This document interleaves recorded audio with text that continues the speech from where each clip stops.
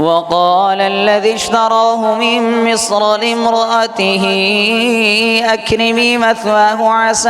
أن ينفعنا أو نتخذه ولدا وكذلك مكنا ليوسف في الأرض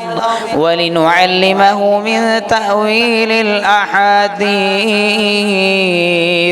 والله غالب على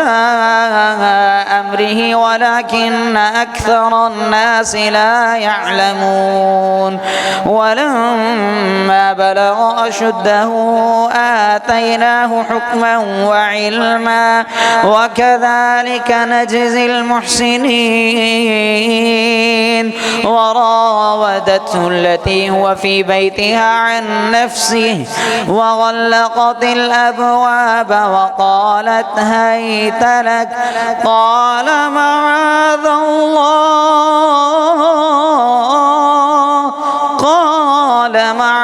الله إنه ربي أحسن مثواي إنه لا يفلح الظالمون ولقد همت به وهم بها لولا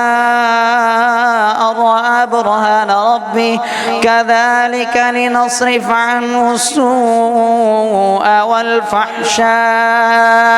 إنه من عبادنا المخلصين